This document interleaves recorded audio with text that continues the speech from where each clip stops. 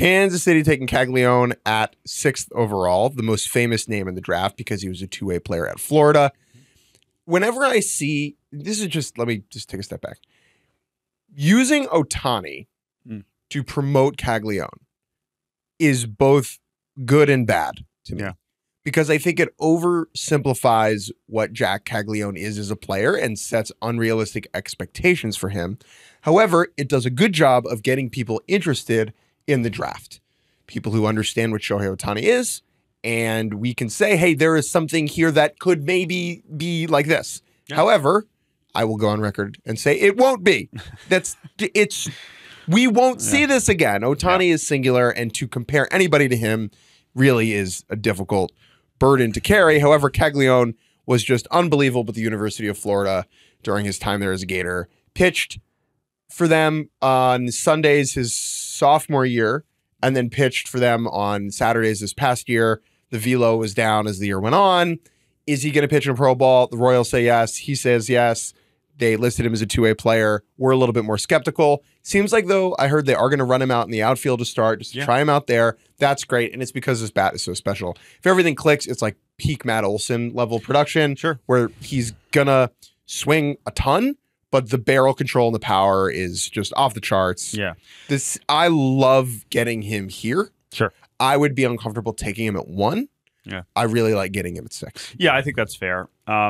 It's a very unique profile. I feel like Nick Kurtz, and I think the A's said this. They were like, understandably, they see Kurtz as an Olsen type, and I like that comp a little bit more. Production-wise, yeah, right. You're talking about first baseman with 40 homer power.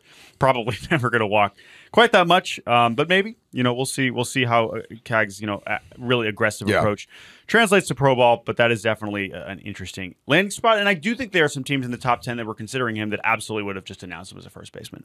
So the fact that the Royals were still willing to say two-way player is notable to some degree, even if he ditches it within the next calendar year. Yeah, and I think that announcing him as a two-way player makes sense because you're not having to embarrass him, if this makes sense, in that way where if you're announcing him as a first base only, one of the first things you're saying to the kid you're about to make a vital member of your future is, I don't believe you can do this thing. Sure.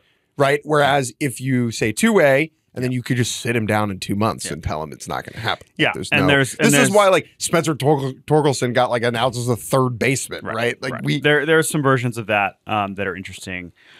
We saw it with Jurangelo St. Being announced as a switch-handed pitcher, the Mariners' first-round pick, someone who we talked to him at the combine, and I think that he could do it, but I think the reason why most teams are excited about him is because of how good he's been from the right side. But the same thing, Scott Hunter, the scouting director, said we're interested in that. We'll see. We'll see if that is a thing that makes sense for us moving forward. What's funny about him, if he actually sticks to it, who knows? But you can understand that no matter who, that is how. Not that you're taking picks for PR, but for example, if you go to MLB.com, the Mariners pick is, I think, the only 2 picks that are mentioned as the sidebar on the top of MLB.com are Bazana and Jurangelo, because he's a switch pitcher, right? And so that is not an accident. That is, again, that's not why the Mariners are taking a pick, but there is cachet there that comes with that that is kind of interesting and not surprising. So I think it makes same thing with Cags. That's why you announce it both ways, because there is some novelty to it, and I think that he earned that to a certain degree to be able to be announced that way. Jumping back to... just Sancho's funny. It's with the right hand, it's poor man Spencer Strider, maybe. And with the left hand, it's like John King. John King, a big leaguer. Big leaguer. It's like, with the left hand, it's like, this could be a decent reliever. Right. Right hand, it's like, woo. Yeah, so we will see what happens with Jurangelo. Obviously, that's a fun pick too. Turbo mode a little bit here. JJ Weatherhold at number 7. We talked about him a ton. Yeah. We had him on the podcast.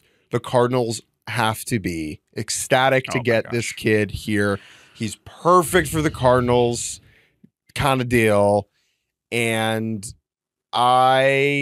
it's great. Also, there was their only pick of night one. They were one of, I think, 3 teams that only had 1 pick on day 1. So this is one, especially for the Cardinals, who haven't been picking this high in decades, to be able to land a player that some people had at the very, very top, or at the very least in the top 3. Great. Sure, you have the hamstring issues, but incredible player, incredible kid, and that's just an unreal outcome for them. That is so exciting. Even though some of us, the mock draft said it was definitely possible, so it wasn't that shocking.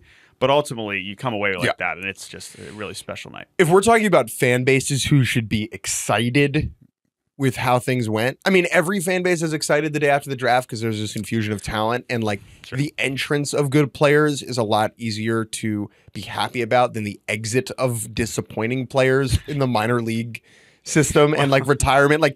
That doesn't happen in the same way, right? So the draft is always optimism, and the back end doesn't really see anything. Yeah. The Cardinals fans should be really happy.